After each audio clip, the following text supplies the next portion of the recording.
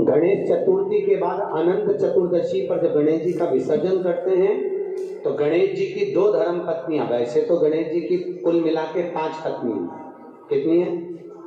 गणेश जी की 5 पत्नी। पहली श्री, दूसरी तुष्टि, तीसरी पुष्टि, चौथी रिद्धि और 5वीं सिद्धि। कितनी है? हाँ,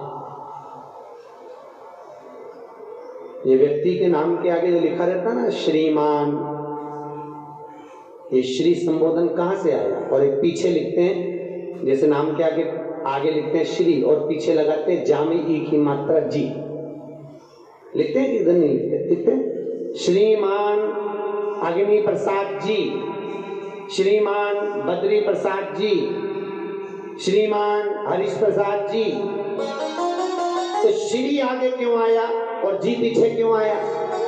कौन ने लगाया, किस लिए लगाया, कौन ने बताया कि आगे श्री लिखो? किसी के नाम के आगे जी लिख दे, पीछे श्री लिख दे, मर्जी अपनी, अपन कुछ भी लिख सकते। और किसने कहा कि आगे श्री लिखो? क्योंकि गणेश जी महाराज जब विवाह करने जा रहे थे और गणेश जी की जब बारात जा रही थी तो यमुना जी के तट पर गणेश जी की प्रथम पत्नी श्री गणेश जी के चरण पखारने के लिए खड़ी हो गई। और प्रथम गिनती में जब गणेश जी चलने लगे तो श्री ने उनके चरणों को रोक लिया और कहा, प्रभु मैंने आपका आवाहन करा है, मैं आपको अपने पति के रूप में देखती हूँ। भगवान गणेश जी ने कहा, तूने प्रथमता में मुझे पाया है, जिसके नाम के आगे तेरा संबोधन लगा रहेगा और जगत में प्रसिद्ध होता चले जाएगा, इसलिए श्रीमान लिखा जाता है। अब जी का संबोधन कहां से आया वो भी समझ लीजिए। हर कहीं से थोड़ी लगा दिया जाता है कि जी कहां से आ गया। एक पत्नी भी लगाती है ए जी, तो जब वो बोले ए जी तो तुरंत खसक लोगी, नहीं तो 500 गया जी। उसके जी में थोड़ा भारी पड़ रहा है।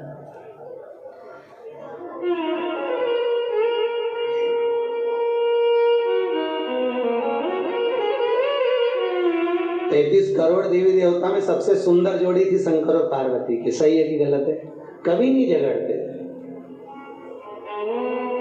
इसलिए पृथ्वी पर ना तो लक्ष्मी जी के व्रत हैं, ना ब्रह्माणी के व्रत है, ना इंद्राणी के व्रत है। अगर पूरी पृथ्वी पर सबसे ज्यादा व्रत किसके हैं? माता पार्वती। तीज का व्रत किसका? पार्वती का। चतुर्थी का व्रत किसका? पार्वती का। चौथ का व्रत किसका? पार्वती का। छठ का व्रत किसका? पार्वती का। जितने व्रत है सब माता पार्वती। लक्ष्मी जी का कोई व्रत है क्या? अरे बोलो तो, ये आप लोग वैभव लक्ष्मी का व्रत करते हो, ये पुराना व्रत नहीं है, ये तो अभी अभी लोगों ने चालू कर दिया। ये लक्ष्मी, यहाँ कई लोग अमावस्या के दिन, दिवाली के दिन व्रत रख लेते हैं, हमारे शास्त्रों में उसका भी प्रमाण नहीं है। वो तो तुम लक्ष्मी के चक्कर में रख लेते कि दिन भर भूखी रहूंगी तो लक्ष्मी जल्दी आ जाएगी। नहीं तो ये हमारे शास्त्र में प्रमाण नहीं है लक्ष्मी जी के व्रत। कहीं सरस्वती का व्रत है क्या ब्रह्माणी का? अरे बोलो तो सर, बसंत पंचमी के दिन रखती हो क्या सरस्वती का व्रत? नहीं, केवल एक व्रत माता पार्वती का। क्यों नहीं है? लक्ष्मी का व्रत इसलिए नहीं है क्योंकि माता लक्ष्मी भगवान नारायण को श्राप दी थी। जब लक्ष्मी जी श्रृंगार कर रही थी और इतने में भगवान विष्णु आ गए और भगवान विष्णु ने लक्ष्मी जी का मुख देखा, देखकर हंस दिए। इतने में लक्ष्मी को क्रोध आ गया, हे नारायण तुम मुझे देखकर हंसे हो घोड़े की तरह, इसलिए मैं तुम्हें श्राप देती हूँ, तुम्हारा सिर कट जाए और तुम्हें घोड़े का मुख लग जाए। तो भगवान नारायण को घोड़े का मुंह लगा और नारायण का हयग्रीव अवतार हुआ। कौन सा अवतार? हयग्रीव। ये लक्ष्मी का श्राप नारायण को लगा था, इसलिए लक्ष्मी का कोई व्रत नहीं। ब्रह्माणी ने ब्रह्मा को श्राप दिया था पुष्कर राज की भूमि पर। जब पुष्कर राज की भूमि पर यज्ञ हो रहा था, ब्राह्मणों ने कहा ब्रह्मा देवता मुहूर्त निकल रहा है, जल्दी यज्ञ में बैठो। ब्रह्मा जी ने नारायणी से कहा, ब्रह्माणी से कहा, ब्रह्माणी जल्दी चलो, सरस्वती जल्दी चलो, यज्ञ में बैठना है। ब्रह्माणी ने काफी आई तैयार होके। ब्रह्माणी तैयार होने में लगी रही, बहुत समय निकल गया, मुहूर्त निकलने लगा। ब्रह्मा जी से ब्राह्मणों ने कहा ये मुहूर्त निकल रहा है। ब्रह्मा जी ने कहा करें क्या? इतने में ब्राह्मणों ने कहा तुम बताओ क्या करें? ब्रह्मा जी बोले आपको जो करना है करो। ब्राह्मणों ने गाय को पकड़ कर ले आए और गौ माता को खड़ी कर कर गाय के सामने वेद ध्वनि करना प्रारंभ करा। जब वेद ध्वनि करी तो गाय के मुख से वेद माता गायत्री को प्रकट कर दिया। गायत्री को प्रकट करा, ब्रह्मा जी के पास में कटोरा बांधकर बिठा दिया। जैसे बिठाया उसी समय पर ब्रह्माणी आ गई। और ब्रह्माणी ने आकर देखा, ब्रह्मदेव तुमने मेरी जगह पर दूसरी नारी को बिठाया है, मैं तुम्हें श्राप देती हूं, तुम्हारे पृथ्वी पर कहीं मंदिर नहीं बनेंगे। ब्रह्माणी ने श्राप दिया।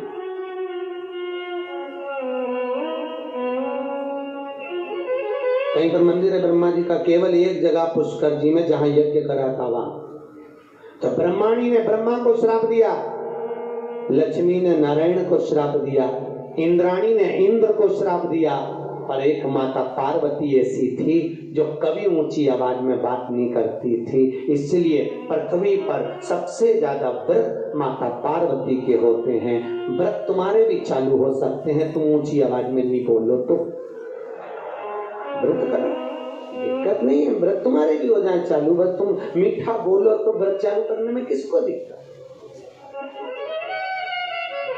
कई बुजुर्ग माताओं के तो आज तक व्रत चलते, सही करते हैं। कई माताएं कहती हमारी सास ऐसी थी, इतनी बढ़िया गुरुजी, हमारी दादी सास ने ऐसा नियम बना दिया तो नियम चल रहा है। ये व्रत नहीं तो और क्या?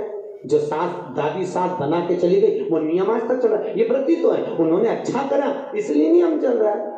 तुम भी कुछ अच्छा करो, खूब प्रेम से बोलो, मीठा बोलो, अच्छा बोलो, तो तुम्हारी बहुएं भी कहेंगी हमारी सास इतना जोरदार बोलती थी, इतना जोरदार, तो तुम्हारे व्रत चालू हो जाए। अब तुम जब भी बोलो तो चामुंडा चंद्र घंटा की तरह बोलो तो कौन व्रत करेगा?